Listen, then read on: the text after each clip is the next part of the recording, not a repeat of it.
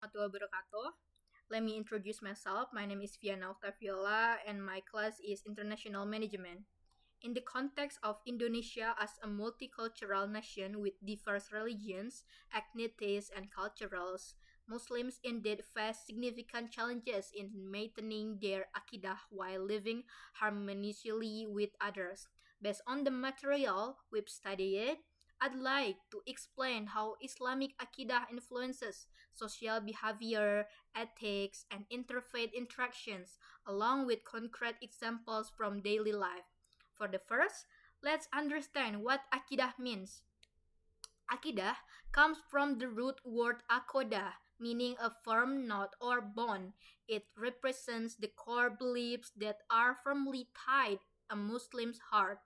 Islamic akidah is built on six pillars of faith known as rukun iman, belief in Allah, His angels, His scriptures, His messengers, the day of judgment, and divine decree or koda and kodor. Kodar, how does akidah influence social behavior and ethics?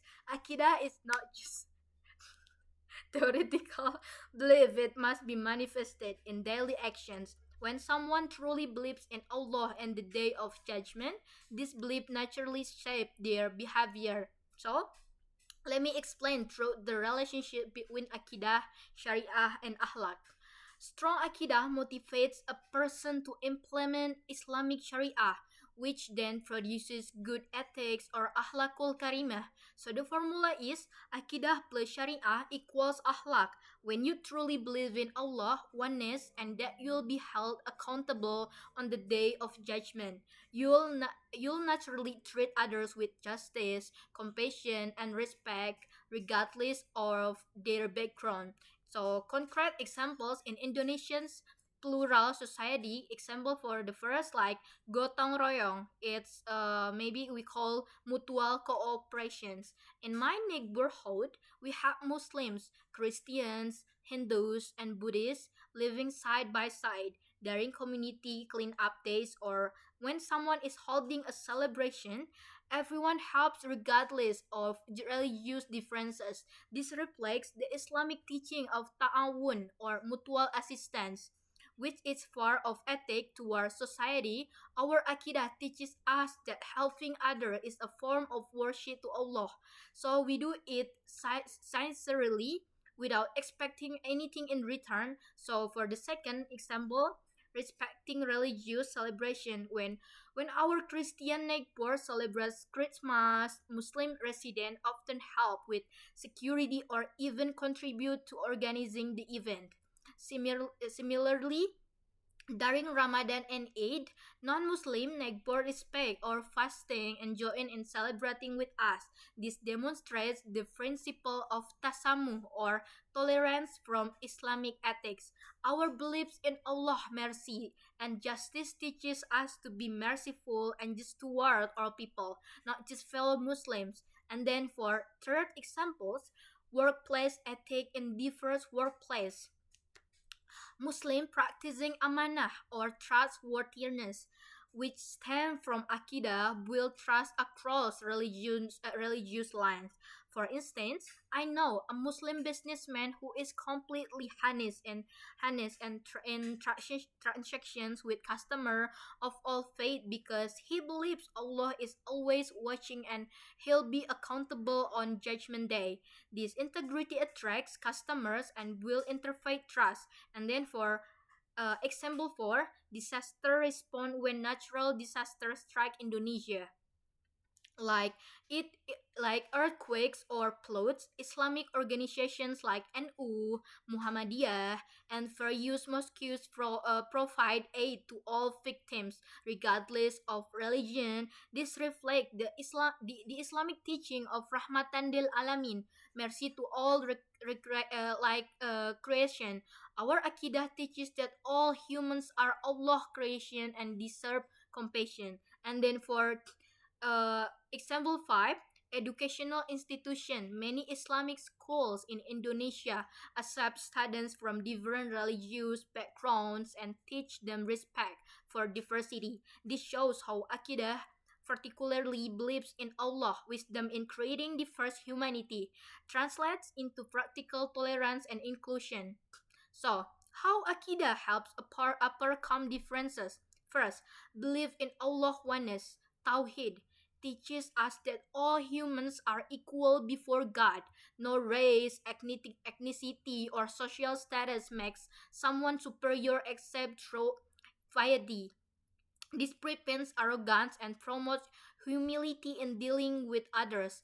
For second, belief in the day of judgment creates accountability. When Muslims know they'll answer to Allah for how they treated others, they are motivated to be just, honest, and compassionate, even toward those who are different. And then for third, belief in divine decree, Kodo and Kodar helps Muslims accept that Allah created diversity intentionally, as mentioned in Surah Al-Hujurat ayat 49. We created you from male and female and made you into nations and tribes so that you may know one another. This verse teaches that diversity is by design, means for mutual understanding, not conflict. And then fourth, believe in all prophets and scriptures create common ground with other faiths.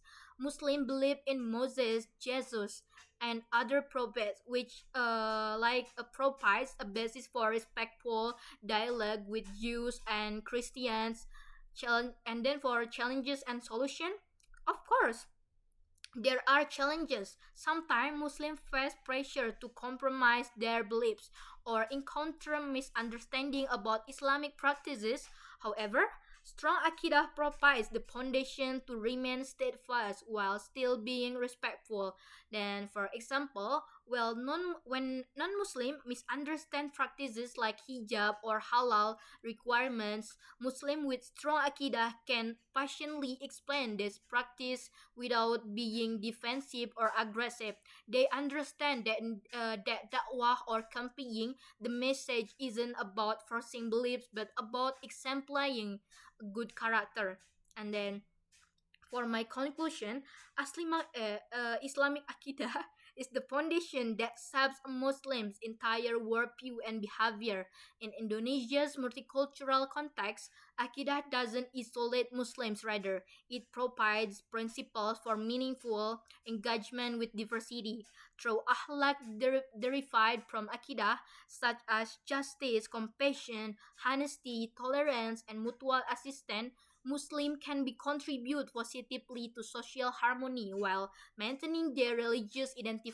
The key is understanding that having strong akidah doesn't mean being regarded or intolerant. Instead, true akidah produces excellent character that benefits everyone, Muslim and non-Muslim alike, as the Prophet Muhammad said, I was sent only to perfect good character. When Muslims genuinely apply their akidah through proper Shariah and beautiful akhlaq, they become living examples of Islam's universal message of peace, justice, and mercy. And this isn't the best form of dakwah in a plural society. So, wassalamualaikum warahmatullahi wabarakatuh.